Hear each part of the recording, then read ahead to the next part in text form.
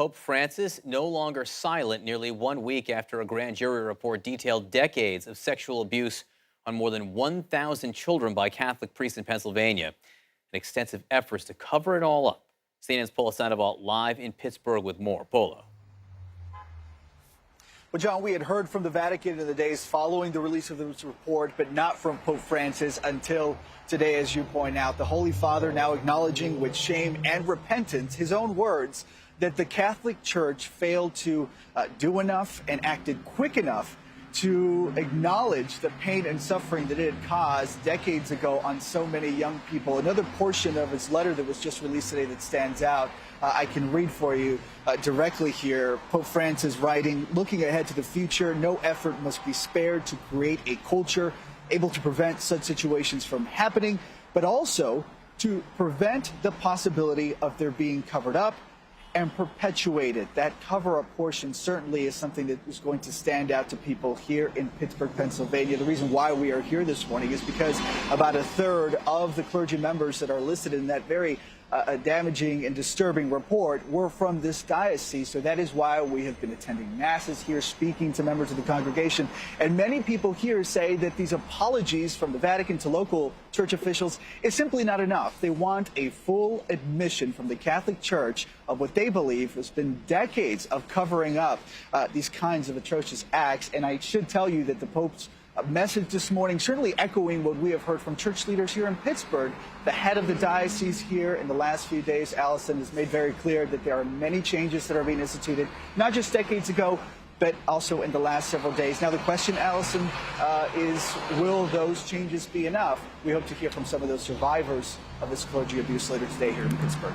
Okay, please bring those to us when you have them, Polo. Thank you very much. Joining us now is a survivor, Juan Carlos Cruz.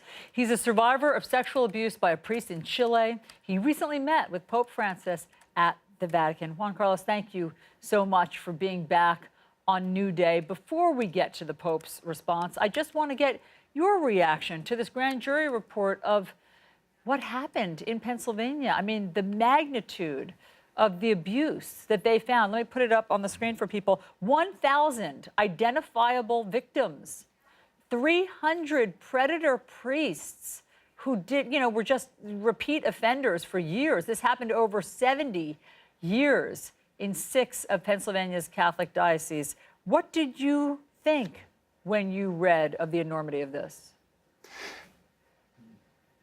So, Allison, thank you so much for having me again.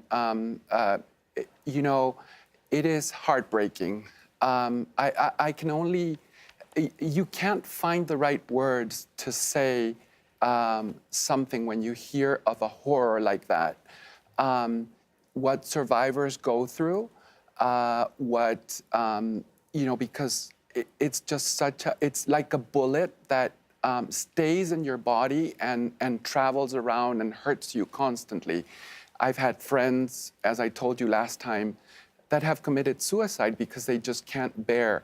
And the Pope says in his letter that the sexual abuse of anybody carries effects that are long-lasting wounds that damage people forever.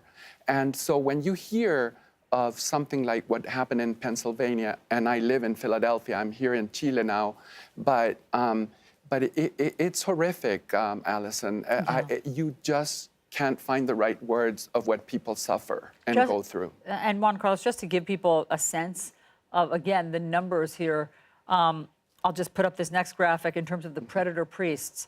37 of them in Allentown, 20 in Greensburg, 45 priests in Harrisburg, 99 priests accused of this in Pittsburgh, 59 priests in Scranton. I mean, the numbers are just so staggering of how this was allowed to happen. They're staggering. Seemingly with impunity. Yeah. And when you met with the Pope, what did he tell you about this? So obviously the Pennsylvania report had not been out. It wasn't out yet because we met in early May. I spent a week with him speaking. But clearly, things that you can see in this letter are things that we talked about. There's new language now from the Vatican, which is important to consider. They talk about crimes. They talk about a culture of death. They talk about a culture of abuse and cover-up. Those things were not talked about before. Before they were omissions, sins, which is terrible to consider those things. In Pope Francis's letter earlier in the month, he talks about going to local justice. You know, how bishops don't turn the perpetrators to local justice because they're not obligated to do so. And that is a horrible crime. And as you see, those numbers are absolutely staggering. So, Allison, for me, as a survivor, and what's happening in Pennsylvania is just, you'll see, it's 50 states.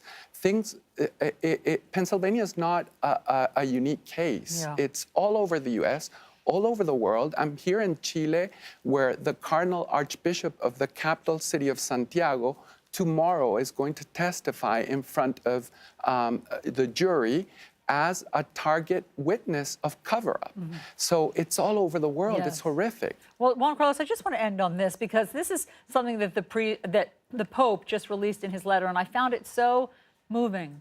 He says, the victim's outcry was more powerful than all of the measures meant to silence it, or sought even to resolve it by decisions that increased its gravity by falling into complicity. The Lord heard that cry and once again showed us on which side he stands. It sounds to me like the Pope heard you. That's exactly what I personally talked about with him. First for 3 hours, then with my two friends, we talked for 2 hours, and through the week that I spent with him. Those were the exact words that he used.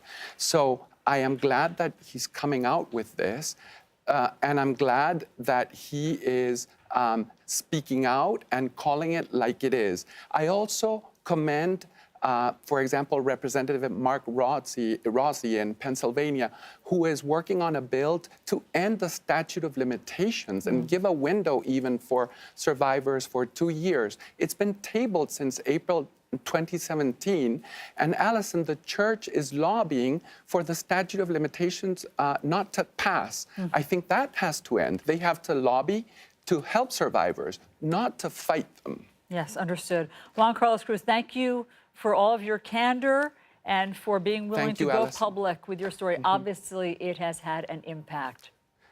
Thank you. And I want to thank you guys for putting a light where they want to put darkness. Thank you so much. We'll talk again.